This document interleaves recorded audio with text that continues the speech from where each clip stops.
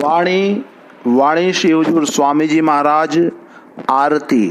राधा स्वामी धरा नर रूप जगत में, गुरु होए जीव चिताए। जिन जिन माना वचन समझ के, तिनको संग लगाए। यह है परम संत श्री हुजूर स्वामी जी महाराज की वाणी है। आप अपने समय के कामिल फकीर संत महात्मा हुए हैं। आपका निर्मल पवित्र और पाक रहन सहन था। उच्च श्रेणी की आध्यात्मिक प्राप्ति के कारण हिंदू, मुसलमान, सिख आदि अलग अलग धर्मों में आस्था रखने वाले लोग आपसे एक जैसा ही प्यार करते हैं। आपका जन्म नाम सेठ था। 24 अगस्त 1818 में आगरा, उत्तर प्रदेश, भारत में जन्माष्टमी के दिन आपका जन्म हुआ था। स्वामी जी महाराज को छोटी आयु में ही हिंदी, उर्दू, फारसी, गुरुमुखी और अन्य भाषाओं का उच्च कोटि का ज्ञान हो गया था। आपने बड़ी अच्छी ही तालीम बड़ी छोटी ही उम्र में प्राप्त कर ली थी। विद्वानों, दरवेशों, संतों, महात्माओं ने आपको मर्द हक्कानी, सत्य या परमात्मा का सेवक, पोशीदा राजों का वाकिफकार, गुप्त भेदों का ज्ञाता आदि कई अन्य सम्मानजनक उपाधियां प्रदान की हैं। स्वामी जी महाराज अपने समय के एक महान विद्वान थे। उनको एक अलग ही दर्जा मिला हुआ है। आपके व्यक्तित्व और वाणी के प्रति अगाध प्रेम और श्रद्धा प्रकट की जाती है।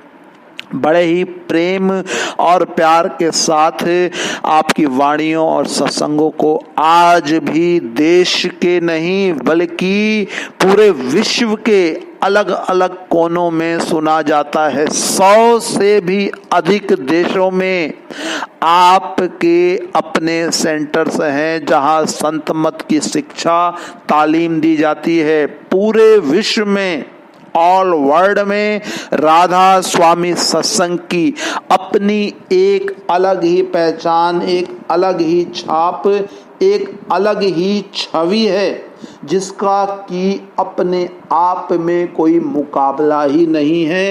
ये बेजोड़ है, अत्यंत दुर्लभ, अद्भुत और मनोहर है। आज के इस वाणी के जरिए स्वामी जी महाराज हमें परमात्मा से मिलने का उपाय, मेथड, तरीका, विधि, साधन बता रहे हैं। अब देखें, दुनिया के जितने भी मजहब हैं सबकी मनसा यही है कि जीवात्मा परमात्मा से मिले और सदा के लिए सच्चा सुख हासिल कर ले।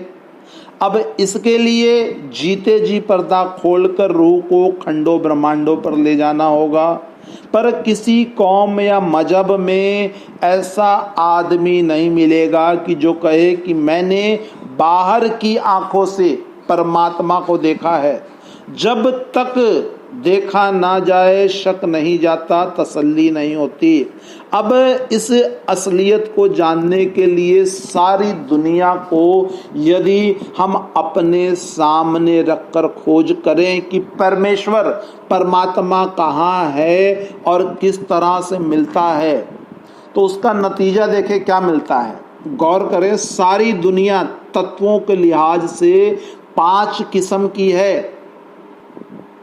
पूरी दुनिया की सृष्टि 5 तत्वों के जरिए ही हुई है। मिट्टी, पानी, आग, हवा और आकाश, इन सब के जरिए ही पूरी दुनिया की उत्पत्ति हुई है। इंसान की योनि को छोड़कर बाकी सभी योनियों में यह 5 तत्व पूरी तरह से नहीं हैं।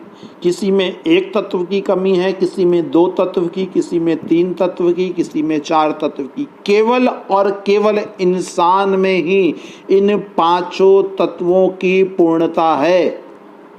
यानी कि इंसान की योनि, इंसान का जामा ही वो चीज है जिसके जरिए परमात्मा की भक्ति की जा सकती है, जिसके जरिए परमात्मा से मिलाप हासिल किया जा सकता है। अब इस बात को समझते हुए पूर्ण संतों महात्माओं की शरण लेनी चाहिए और उनके कहे अनुसार चल के मालिक की भक्ति करके मालिक से मिलाप हासिल कर लेना चाहिए। अब इस बात को और अच्छी तरह से आज के इस शब्द में स्वामी जी महाराज समझा रहे हैं। देखिए, बड़े ही ध्यान पूर्वक और एकाग्र चित्त होकर सुने और समझें और उस पर विचार करें और अमल करें। गुरु अमरदास जी महाराज कहते हैं, जिस पर वह परमात्मा अपार दया मेहर करे, वह गुरु के जरिए उस परमात्मा के नाम से जुड़ता है, उस अमृत रूपी नाम को पीकर अमर हो सकता है, परमात्मा से मिलाप के काबिल हो सकता है। लेकिन वही जिस पर खुद धुर कर्म से परमात्मा की दया मेहर हो, तुर करम पाया तुद जिनको, से नाम हर के लागे, कहे नानक तह सुख हुआ तित घर अनहद वाजे। आप जी एक जगह और फरमाते हैं, प्रभ मस्तक तुर लिखया, गुरमति हर लिव लायो, पंच शब्द दरगाह वाजिया, हर मिलया मंगल गायो। हर एक इंसान के अंदर परमात्मा बस रहा है, लेकिन यह सब कुछ जानते हुए भी सारी दुनिया उसे कहाँ ढूंढती है? बाहर। बाहर मंदिरों मस्जिदों में, ग्रंथों पोथियों में, पत्थरों में, पानी में, जंगल बियामानों में। अब चीज है अंदर और इंसान ढूंढता है बाहर। अब इसका कारण क्या है? क्योंकि आंखों के पीछे पर्दा लगाकर इसे बाहर निकाला हुआ है। सारी उम्र बाहर ही बाहर ढूंढता मर गया, मिला कुछ नहीं। बाहर से ना तो किसी को आज तक कुछ मिला है और ना ही मिलेगा। वह परमात्मा जब भी मिलेगा, गुरु की कृपा, उनकी दया, उनकी शरण में रहने से ही मिलेगा, गुरु के जरिए ही मिलेगा। इस बात को एक कथा के जरिए हम समझते हैं। साईं भीख जी अपने समय के एक उच्च कोटि के अच्छे कमाई वाले महात्मा हुए हैं। उनका एक शिष्य था। मस्ती की हालत में एक दिन दिल्ली के बाजार में मुर्शिद के इश्क में, गुरु के प्यार में, या भीख या भीख इसके नारे लगाता हुआ जा रहा था। उसके पास से सहरे काजी निकला, कहने लगा, काफिर क्या बकता है, तू रब कह या रसूल कह। फिर पूछा, तेरा रब कौन है? अब शिष्य सहरे काजी को ऊपर से नीचे तक देखता है, देख के कहता है, मेरा रब कौन है? कहता है, भीख। काजी ने फिर पूछा, तेरा रसूल कौन है? कहता है, भीख। जब काजी ने देखा कि यह नहीं मानता, नहीं समझता, मेरे बस से बाहर है, तो शिष्य को पकड़कर दिल्ली की मस्जिद में ले गया। उलेमाओं को जमा किया, शरीयत के विद्वानों को इकट्ठा किया और कहा कि इसे समझाओ। अब ऐसे प्रेमी आशिक को कौन समझाए जो गुरु की भक्ति में लगा हुआ है, रमा हुआ है। खैर, सारे जोर लगाकर थक गए, मगर शिष्य नहीं माना। आखिर उलेमाओं ने मिलकर कत्ल का फतवा दे दिया। अब उस जमाने में, उस टाइम में यह नियम कायदा कानून था कि जब तक फतवे के ऊपर बादशाह दस्तखत ना करे, सिग्नेचर ना करे, मुफ्ती कत्ल नहीं कर सकता था। अब फतवा देकर बादशाह के आगे पेश किया गया। उस समय बादशाह अकबर का राज था। उसने देखा यह तो कोई कमाई वाला महात्मा मस्त फकीर है। इनका कत्ल करना किसी भी तरीके से मुनासिब नहीं, यह बात ठीक नहीं है। उन्होंने उनसे पूछा, आपका रब कौन है? शिष्य मस्ती की हालत में कहता है, भीख। अकबर ने फिर पूछा, आपका रसूल कौन है? कहता है, भीख। अब उन दिनों बारिश नहीं हो रही थी, बड़ा सूखा पड़ा हुआ था। अकबर बादशाह ने कहा, अपने भीख से कहकर बारिश करवा दो। कहने लगा, पूछ लूंगा। खैर पूछा, कब? कहता है, परसों बादशाह ने हुक्म दे दिया, इन्हें छोड़ दो। अब उलेमा आश्चर्यचकित होकर बादशाह अकबर को देखने लग गए। कहने लगे, जहां पना, कहीं ये भाग ना जाए। अकबर बादशाह ने कहा, नहीं नहीं भागेगा। खैर शिष्य ने बाहर जाकर जंगल में अपने गुरु का, अपने मुर्शिद का ध्यान किया। मालिक की मौज। बारिश हो गई। अगले दिन खुद आकर हाजिर हो गया। बादशाह ने कहा कि बारिश हो गई। कहता है, भीख ने करवा दी। अकबर ने कहा कि कुछ मांगे। कहने लगा, मुझे भीख के सिवाय किसी और चीज की जरूरत है ही नहीं। मैं तो हर वक्त हर समय एक एक सांस उसी का ध्यान करता हूँ।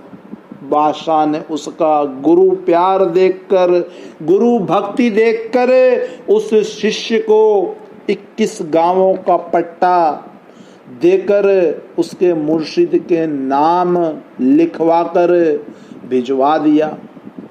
अब जब शिष्य वापस अपने गुरु के पास पहुंचा तो गुरु ने पूछा, बता तूने क्या मांगा? बारिश।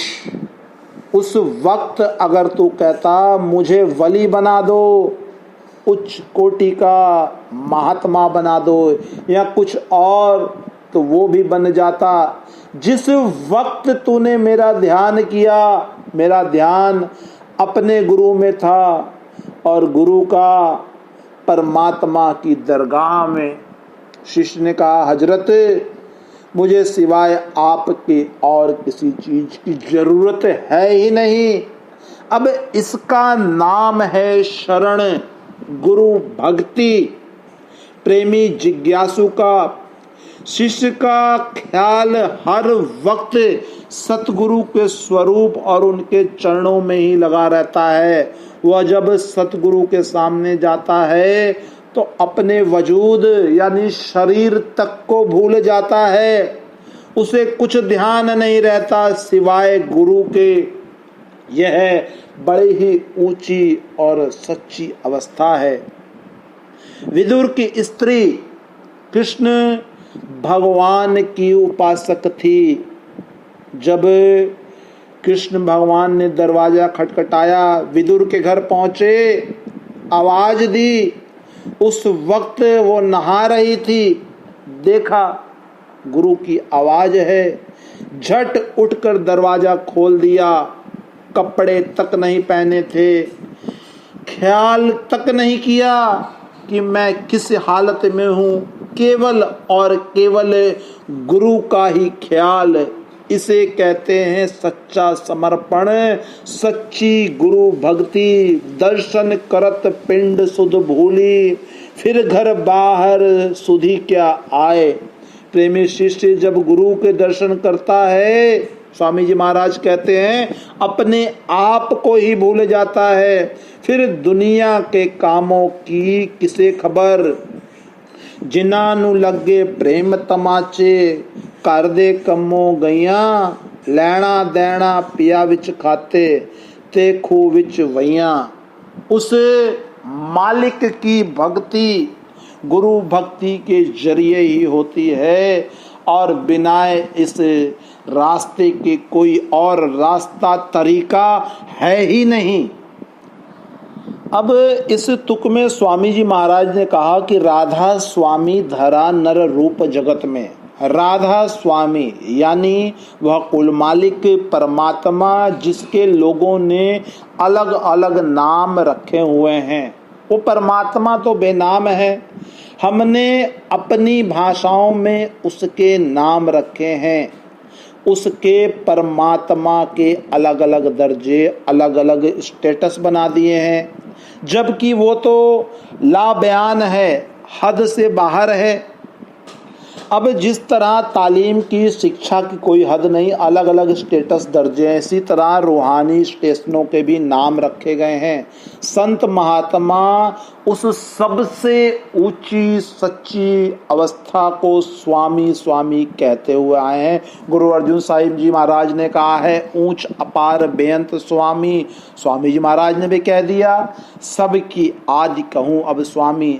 सबसे ऊपर जो नाम है, जहाँ खुद परमात्मा विराजमान है, उस जगह को, उस स्थान को, स्टेटस को उसे स्वामी कहकर बयान किया है। स्वामी महाराज ने उसके साथ राधा का लफ्ज जोड़ दिया। राधा यानी रूह का स्वामी, राधा स्वामी। जब वह परमात्मा खुद हमें तारना चाहता है, इस दुनिया से निकालना चाहता है, तो इंसान के जामे में गुरु के जरिए इस पृथ्वी लोक पर आता है, उस सचखंड से। अब हमारी रूह पहले सचखंड में थी, वहां से निकलकर दर्जे ब दर्जा इस पृथ्वी लोक में आई। अब इंसान को केवल इंसानों की बोली ही समझ में आती है, इसलिए वो परमात्मा नर रूप, इंसान का रूप धारण करके गुरु का रूप लेकर इस दुनिया में आता है और जीव आत्मा को चिताता है, उसे समझाता है। और जो जो इस बात को, इस वचन को मान लेते हैं, उनका निस्तारा बेड़ा पार हो जाता है। जिस जमाने में महात्मा आए, जिन्होंने उनके साथ प्यार किया, उनके हुक्म के मुताबिक चले, वे परमात्मा से मिल गए, जन्म मरण के चक्रों से निकल गए। और इसके विपरीत जिन्होंने संतों महात्माओं के वचनों पर पूर्ण भरोसा, पूर्ण विश्वास नहीं किया, वे मनमुख यहीं के यहीं रह गए, उनका हिसाब किताब पूरा नहीं हो सका। जिन्होंने उन संतों की तालीम के मुताबिक कमाई नहीं की, वे वहीं रह गए। और जिन्होंने उनके अनुसार कमाई की, अंदर नाम जप कर पर्दा खोल लिया, वे ऊपर चढ़ गए, मालिक से मिल गए। अंदर चाहे हिंदू होकर जाए, चाहे मुसलमान, सिख या ईसाई, कोई फर्क नहीं पड़ता, अंदर केवल और केवल परमात्मा है। अंदर किसी जाति, धर्म, मजहब का भेदभाव है ही नहीं। यह आत्मा है और इसका असल स्वरूप वह परमात्मा है, जिससे मिलकर यह पूर्ण हो सकती है। अब अगली कड़ी में स्वामी जी महाराज देखें सत्संग के बारे में क्या फरमा रहे हैं, क्या कहते हैं स्वामी जी महाराज। कर सत्संग सार रस पाया, पी पी तृप्त अघाए, गुरु संग प्रीत करी उन ऐसी, जस चकोर चंदाए। कहते हैं जिन्होंने संतों महात्माओं का सत्संग किया, उनके भ्रम, शंका, शुभ सब मिट गए, उनके अंदर शांति आ गई।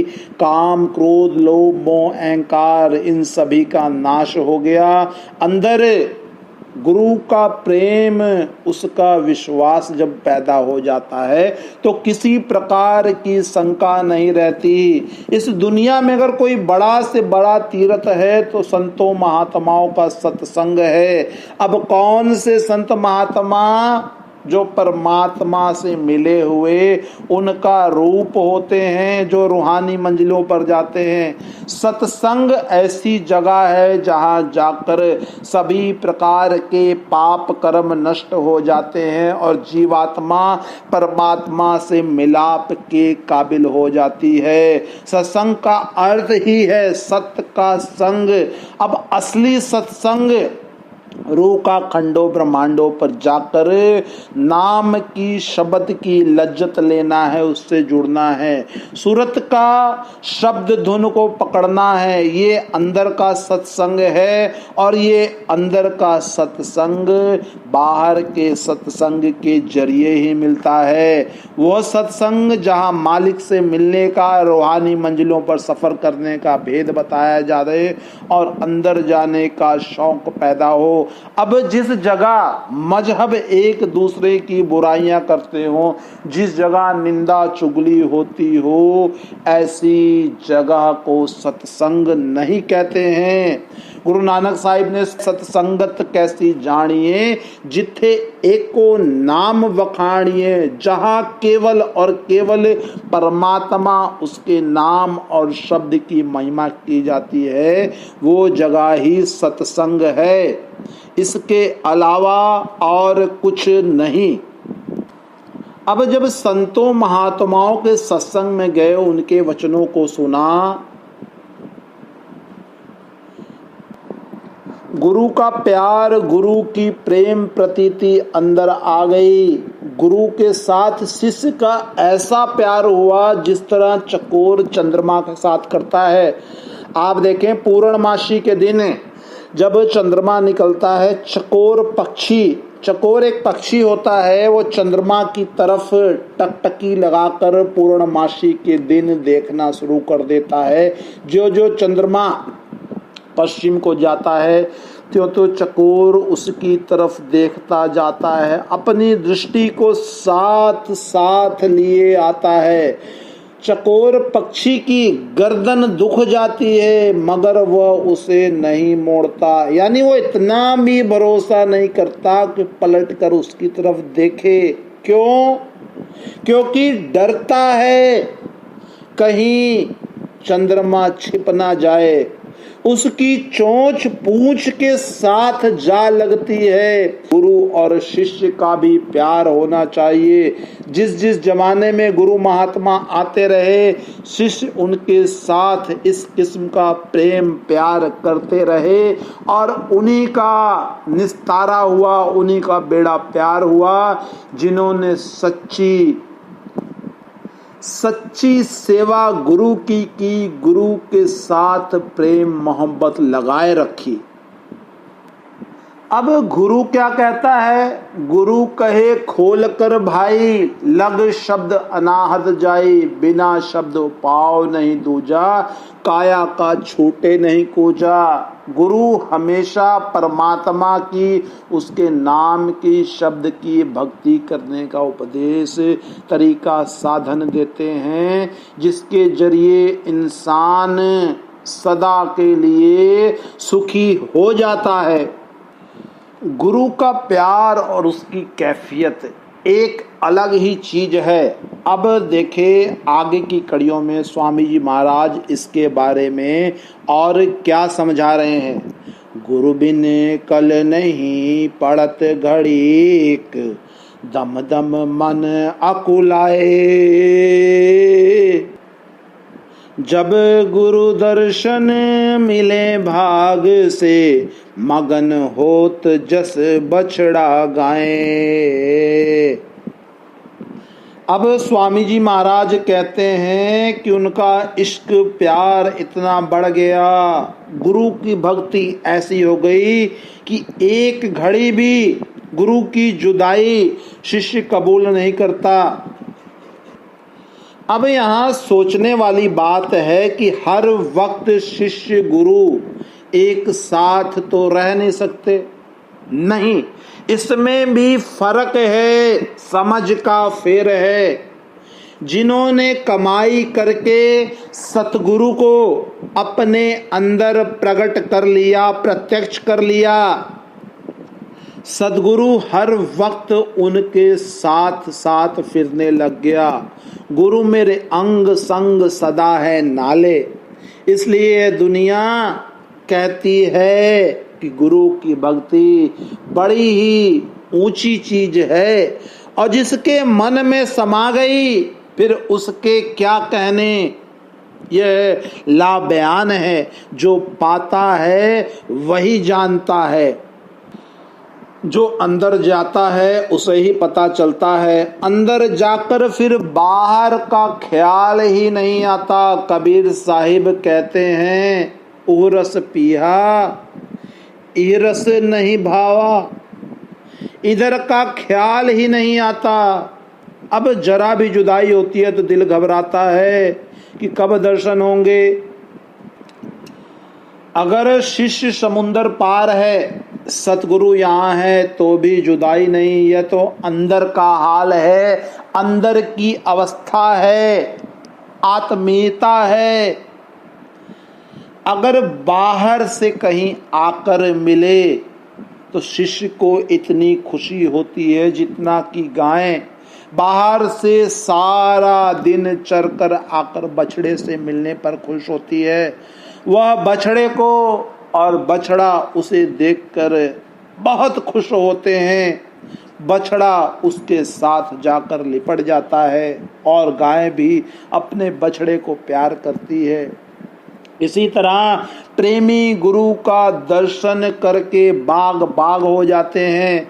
अगर इसने मेहनत करके पर्दा खोल लिया है, अगर शिष्य पूरी दुनिया में कहीं भी है तो सतगुरु अंदर है, संभाल करता है, साथ साथ है।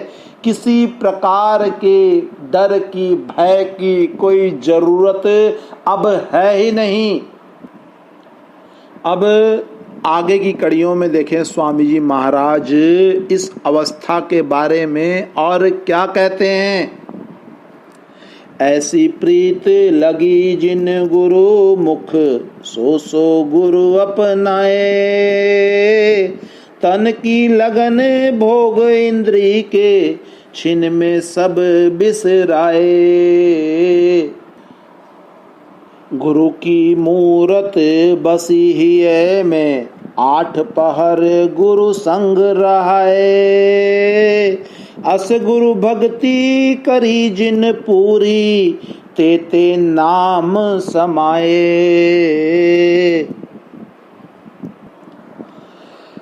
जब सतगुरु ने शिष्यों की ऐसी प्रेम प्रतीत देखी कि ये तो अब पूर्ण रूप से भक्ति में लग गए हैं, तब गुरु ने अपार दया मेहर कृपा करके नाम का भेद दे दिया।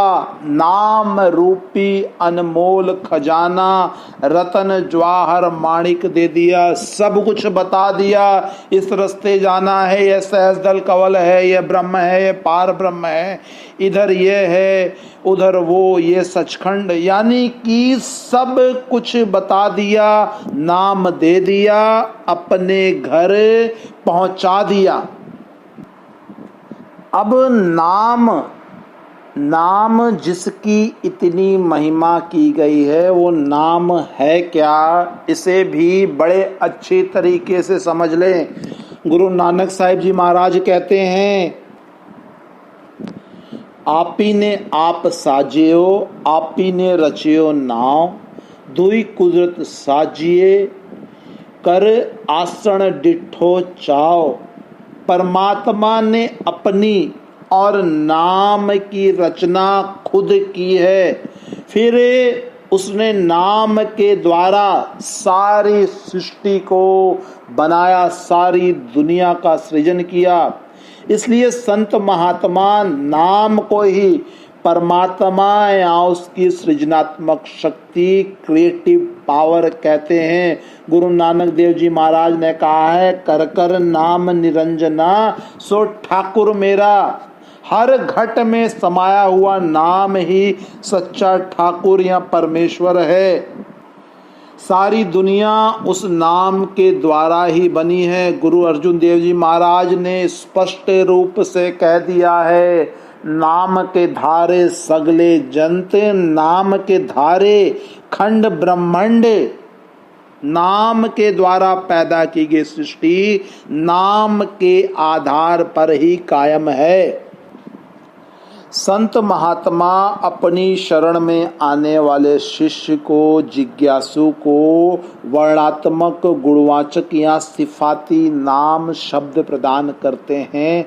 इन्हीं वर्णात्मक नाम के जरिए अंदर शिष्य धुनात्मक नाम से जुड़ जाता है। धुनात्मक नाम या शब्द परमात्मा से आ रही शक्ति की वह ध्वनि है, वह आवाज है जो ध्यान को आंखों के पीछे और मध्य एकाग्र करने से सुनाई देती है। संतों महात्माओं ने इसे ही सच्चा शब्द या सच्चा नाम कहा है। लेकिन यह तभी सुनाई देता है जब गुरु द्वारा प्रदान किए गए वर्णात्मक नाम से शिष्य गुरु की कृपा द्वारा जुड़ता है। इस नाम के अभ्यास द्वारा आत्मा के आंखों के पीछे और मध्य एकाग्र होने पर शिष्य को शब्द की अलौकिक ध्वनि सुनाई देती है। शब्द का अनुपम प्रकाश दिखाई देने लग जाता है। शब्द की शक्तिशाली ध्वनि आत्मा को इस तरह अपनी ओर खींचती है जैसे एक शक्तिशाली चुंबक एक छोटी सी सुई को अपनी तरफ खींच लेती है। शब्द या नाम की ध्वनि को सुनकर आत्मा अंदर की ओर आंतरिक मंडलों का रुख कायम कर लेती है और शब्द के प्रकाश उसकी आवाज के सहारे आंतरिक मंडलों को पार करती हुई शब्द के उस स्रोत परम पिता परमात्मा में जाकर मिल जाती है, उसमें समा जाती है, सदा के लिए सुखी हो जाती है। नाम ही हर प्रकार की मुक्ति का साधन है। कलयुग में संतों महात्माओं ने विशेष तौर पर नाम की महिमा की है। गोस्वामी तुलसी जी महाराज ने स्पष्ट कह दिया है, चहु जुग चहु श्रुति नाम प्रभाऊ, कली विशेष नहीं आन उपाऊ। चारों युगों चारों वेदों में केवल और केवल नाम को ही मुक्ति का साधन माना गया है। कलयुग में तो सिवाय नाम के मुक्ति का कोई दूसरा साधन है ही नहीं। और यही स्वामी जी महाराज ने भी कह दिया, कलयुग कर्म धर्म नहीं कोई, नाम बिना उद्धार न होई। तो अब यहाँ ये बात स्पष्ट हो गई कि बिना नाम के परमात्मा नहीं मिलता और नाम बिना गुरु के प्राप्त नहीं होता। अब जब सतगुरु नाम दे देता है तो कहता है पहले सिमरन कर।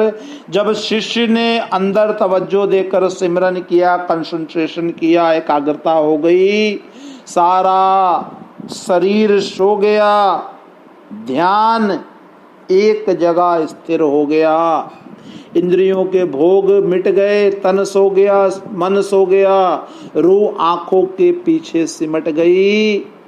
इस अवस्था के बारे में गुरु नानक साहिब क्या कहते हैं, मोया जित घर जाइए तिते जीवन दया मर मार। और दादू जी महाराज ने भी यही कहा, दादू पहले मरी रहे, पीछे तो सब कोई। हजरत मोहम्मद साहिब भी कहते हैं, मुतु कबलंत मुतु, मरने से पहले मर। जब तक यह जीते जी नहीं मरता, नाम नहीं मिलता। नाम एक अलग ही चीज है। कहते हैं सिमरन करके अपने ख्याल को इस दुनिया से निकाल कर उस दुनिया की ओर ले जा, परमात्मा के साथ जुड़ जा, तभी तेरा उद्धार होना है। जब आंखों से ऊपर आया, तारे चंद्रमा सूरज पार कर गया, गुरु का निज रूप उस जगह उस स्थान पर प्रकट हो गया। अब जहाँ शिष्य जाता है गुरु हर वक्त साथ है। इसी का नाम है गुरु भक्ति, नाम भक्ति। गुरु भक्ति के बिना नाम भक्ति नहीं हो सकती। जब शिष्य अंदर चला गया, तो फिर उसकी गुरु से किसी प्रकार की जुदाई नहीं होती, बल्कि सारी उम्र गुरु साथ रहता है। वह गुरु 8 पहर साथ है, 8 पहर गुरु संग सहाय। अब इस बात की जरूरत है कि शिष्य पर्दा खोल ले ताकि गुरु अंदर प्रत्यक्ष हो जाए, प्रकट हो जाए। अगर नाम लेकर रख छोड़ें तो फिर कोई फायदा नहीं, मनमत में ही फिर रह जाता है। जो महात्मा हमसे कौड़ी पैसा भी नहीं लेता, हम पर बोझ भी नहीं डालता, और फिर 8 पहर हमारे साथ है, अब इससे बढ़कर और क्या चाहिए। जिन्होंने इस तरह गुरु भक्ति को पूरा कर लिया, गुरु को जीते जी अंदर प्रत्यक्ष कर लिया, फिर गुरु क्या कहता है, चलो ऊपर, रूह को नाम के साथ जोड़ दिया। गुरु खंडों ब्रह्मांडों पर हर मंजिल पर साथ, गुरु हर मंजिल पर साथ है। अब देखे आगे की कड़ियों में स्वामी जी महाराज नाम के प्रताप से सूरत किस प्रकार जागती है, इसके बारे में बताते हैं। स्वाति बूंद जस रटत पपीहा, अस धुन नाम लगाए। नाम प्रताप सूरत अब जागी, तब घट शब्द सुनाए। शब्द पाए गुरु शब्द समानी, सुन शब्द सत शब्द मिलाए। अलख शब्द और अगम शब्द ले, निज पद राधा स्वामी आए। पूरा घर पूरी गति पाई, अब कुछ आगे कहाँ न जाए।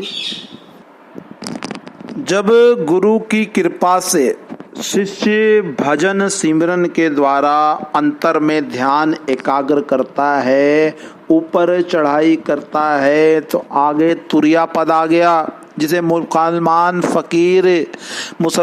फकीर जिसको मकाम अल्लाह कहते हैं। कबीर साहिब और अन्य लोगों ने भी तालीम यहीं से कहा है कि शुरू होती है और यह खत्म कहाँ होती है, सचखंड में जाकर खत्म होती है, मुकम्मल होती है, पूर्ण होती है। जब सूरत ने धुन को पकड़ा, देखे शब्द के साथ जुड़ी, शब्द में कशिश है, प्यार है, हर एक इंसान के अंदर वो अमृत बरसता है, वो धुन आती है। लेकिन जीवात्मा बाहर ही बाहर फिरती रहती है, अंदर वो अमृत काम क्रोध पी जाते हैं। की कृपा से ये अंदर चढ़ाई करने लग जाता है, तो उस अमृत को पीने लग जाता है, उस अमृत का पान करने लग जाता है। पपीहा पक्षी केवल और केवल स्वाति बूंद का ही पानी पीता है। दरिया समुंदर गड्ढे तालाब भरे रहें, वो प्यासा का प्यासा मर जाएगा, लेकिन उनका पानी नहीं पिएगा। अब जिस तरह पपीहा स्वाति बूंद को लेकर ही तृप्त होता है, इसी तरह से जन्मों जन्मों से सोई हुई रूह नाम की लज्जत लेती है, तभी तृप्त होती है। फरीद साहब ने स्पष्ट कह दिया, फरीदा शक्कर खंड निवात गुड़, माखियो मांझा दूध, सबे वस्तु मिठियां रब न पूजन तुध। शक्कर मीठी है, खांड मीठी है, मिश्री मीठी है, दूध भी मीठा है, गुड़ भी मीठा, शहद भी मीठा, लेकिन नाम की लज्जत इन सब से बढ़कर है। नाम की लज्जत अजीब है, ऐसी लज्जत दुनिया में कहीं और है ही नहीं, ना ही दुनिया के पदार्थों में, ना धन दौलत में। वह लज्जत पाकर मन दुनिया की लज्जतें छोड़ देता है, नहीं तो मन कब काबू में आता है। केवल और केवल नाम के जरिए ही मन काबू में वश में आता है। जब रूह नाम के साथ जुड़ गई, सोते जागते उठते बैठते हर वक्त नाम का ही जाप अंतर में चल रहा है। अंतर में जब नाम के साथ जुड़ गई, रूहानी मंडलों में पहुंच गई, तब आगे एक जगह आती है, एक मुकाम आता है। उस जगह, उस मुकाम को सहस्रदल कवल कहते हैं, जहां अमृत बरसता है, अद्भुत देश है, अद्भुत कैफियत है। यहाँ की कैफियत बयान हो ही नहीं सकती। जब गुरु की कृपा से सहस्रदल कवल को पार करके रूह और आगे जाती है, तो वहाँ फिर ऊपर से ओम की धुन आ रही है, उसमें कशिश प्रेम प्यार है। अब जैसे अजगर अपने शिकार को खींचता है, शेर शिकार पर हमला करता है, इसी तरह ओम की धुन रूह को ऊपर की ओर खींचती है। रूह ब्रह्म के देश को पार करके शून्य देश के शब्द में आ गई, शून्य देश को पार करके सचखंड में आ गई। और यही सब संतों की राह है, उपदेश है। जब से दुनिया बनी यही रास्ता चला आ रहा है। गुरु नानक साहिब जी महाराज ने स्पष्ट कह दिया, आद सच जुगाद सच है भी सच, नानक होसी भी सच। यह रास्ता, यह तरीका युगों युगों से चला आ रहा है, नया नहीं बना। गुरु रामदास जी महाराज ने भी स्पष्ट कह दिया, हरि जुगह जुगो जुग जुगह जुगो सद पीढ़ी गुरु चल दी। कलयुग में कोई नया रास्ता नहीं है। सतयुग, त्रेता और द्वापर में भी यही था। युगों युगों से यही रास्ता चला आ रहा है। युगों युगों से संत आए और आते रहेंगे। संतों का रास्ता बंद नहीं होता। तुलसी साहब जी महाराज कहते हैं, संत ना होते जगत में जल मरता संसार, और जो कुछ करे करे सोई संता, संत बिना नहीं पावे पंथा। संतों के बिना और कोई रास्ता राह है ही नहीं। अब सचखंड पहुंचकर रूह शुक्राना करती है। देह रूप गुरु का इतना धर्म है कि रूह को सतनाम की गोद में पहुंचा दे। आगे सतनाम अपनी ताकत देखकर अनामी बेचता है। जितने महात्मा आए सबका यही धर्म रहा। जब तक संत महात्मा इस दुनिया में, संसार में, शरीर में है, वे ये नहीं कहते कि मैं गुरु हूँ। अगर पूछें तो कहते हैं सतनाम व परमात्मा तुम्हारा गुरु है। गुरु अर्जुन साहिब जी महाराज ने स्पष्ट कहा नानक हम नीच कर्मा, शरण परे की राखो शर्मा। सभी ने यही कहा कि सतगुरु का असली रूप सतनाम है। देह रूप तो कुछ समय के लिए धारण किया गया है। जिन जिन को हुक्म होता है परमात्मा की धूल दरगाह से, उनको नाम देकर गुरु अपने असली रूप जिसमें हमेशा रहते हैं चले जाते हैं। अब रूह इससे आगे स्वामी धाम में आ गई। कतरा समुद्र मिलकर समुद्र हो गया।